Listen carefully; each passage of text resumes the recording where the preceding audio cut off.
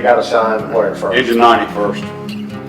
Engine 90. Back then we had zeros after the engine. Yes. Yeah. That'd be engine 9. And if we have and you rode the back of it. Yep, and it was a 1966 Ford straight drive. Yeah. Really low hose bed, tailboard.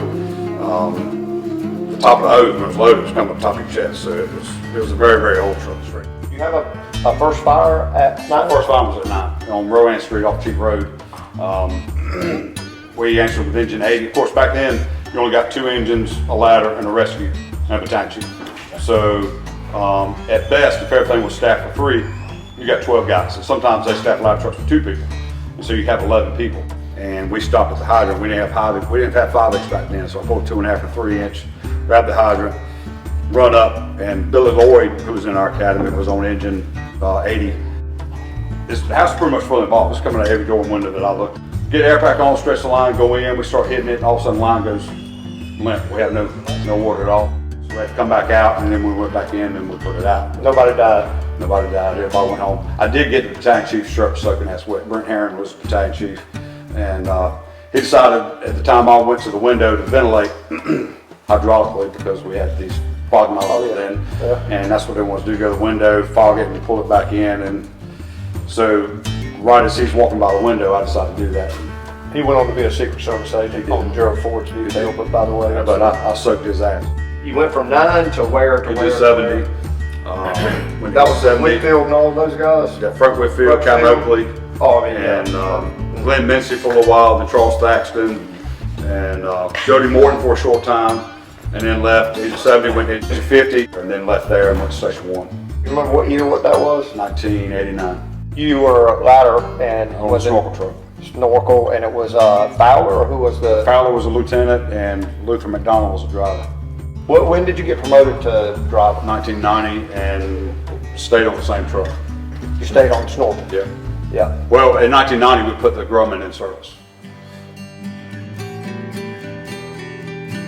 It was a Friday night, never will forget it. It snowed all day. It was 12, 14 inches of snow. We were on the tailboard of the truck then. The tailboard deal was if, we couldn't hear the radio or anything, so if they got a confirmation of communications come back and said, hey, we're getting multiple calls on this, so they could kind of confirm we had to work the fire, the driver would hit the air horn 3 times, so to kind of get us prepped and ready to know we got, because then we had to jump off the side of the truck, put our air pack on.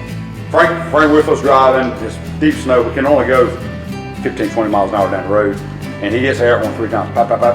And I told Charles, I said, hey, let's work the fire. Wife met me in the front yard and said, hey, my husband's in there, he's setting the fire, he's trying to kill himself. He sent them, he said, go to the house next door. And fire was blowing out the front door, and there's a big bay window which in the front, which already vented.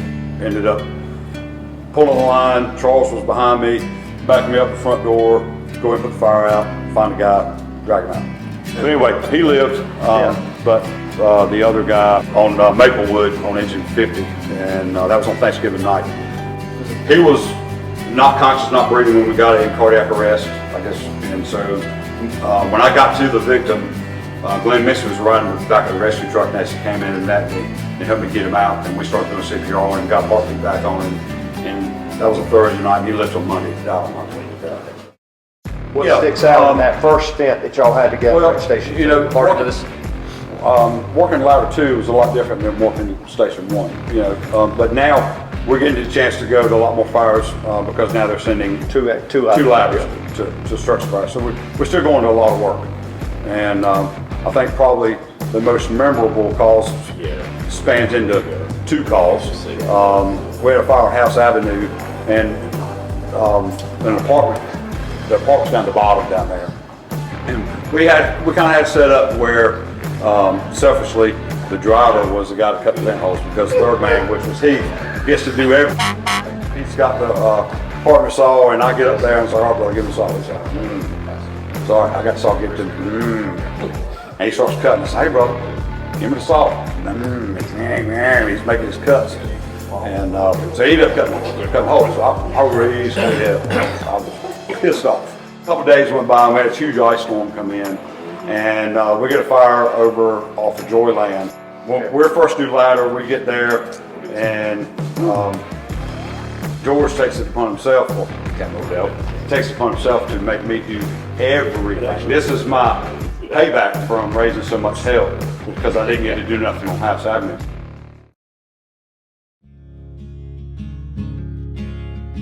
This was probably the best time in my career when we got up to Station 1 with Ain't no problem for these me. guys. Ain't no probably. And Absolutely for me. yeah, and you put together a crew up there that was just, and a whole battalion that was second to none, to me, in my opinion. Everything worked like clockwork, and when we got back up there, we were all at home, and things just gelled.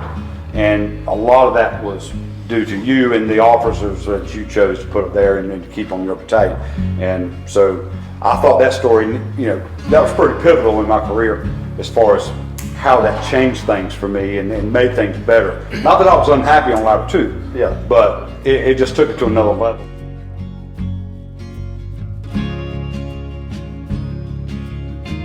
A big turning point, I think, in our career was Brad.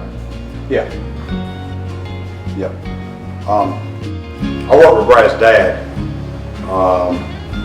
when I first come out, K.W. Roberts. And I remember meeting Brad for the first time, and Brad was maybe 2 or 3 years old. And then when he comes out of the academy, he's assigned with us on ladder 2 with George and I. And noticed something about Brad first, right off the bat. Brad was very, very smart. Brad was very intelligent. You could show him something, and usually within several hours he can improve upon what you showed him.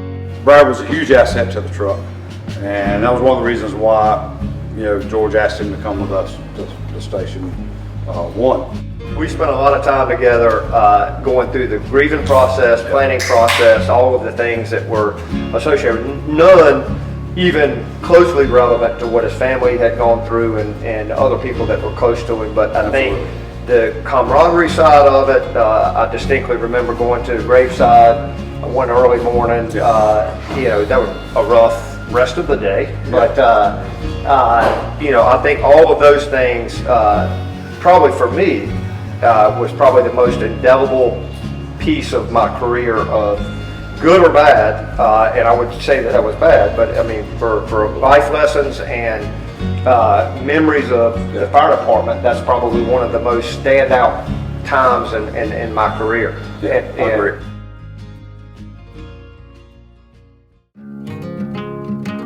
Yeah, I drove for him for 17 years, and leading up to that, we kind of thought we had this exit strategy that when we got to 30, we were going to retire together. Yeah.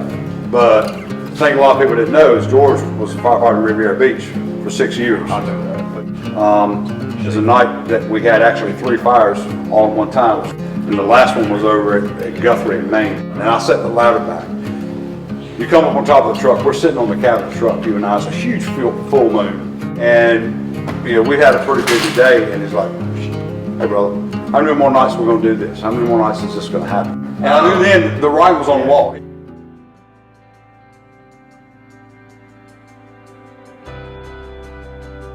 I think that the next senior man that is going to be coming into the Durham Fire Department has got some really, really big shoes to fill. So we can joke about all these calls, and we can joke about this, and we can joke about that, and then we can talk about fires, and we can talk about some of the stuff that's interesting and comical to us. But I don't know if the mass is going to truly grasp the message here. And the message here is work ethic and dedication and job knowledge, and the fact that you came to work every single day trying to improve yourself. Ray was traditional and mixed the tradition of old school, but never let us guard down to be complacent about changing, learning new ideas, learning new processes that happen, and never. He had his own way. You've got your own way about sharing that with people that you come in contact with, people that come to work with you, and you cared about that. We joke and mess with Ray, and everybody does. Everybody has. But I don't think, And he deserves every bit of it. yeah, no doubt, you do. But also shouldn't be sold short that Exactly. of what you've accomplished and what you've worked for, And that is where what I you was going. stand for. Thank you. And Steve, everybody always messes with Ray, but there's no better person, no better firefighter than you. Like when it comes time for just the life in the firehouse, that was one of the biggest things for me as far as talking to new guys when they come in, knowing what your role was and the simplicity of just living in the firehouse. And when you gel together there in this part of just living in the firehouse, it works together on the fire scene. But it culminates a career that I love. I love all of you.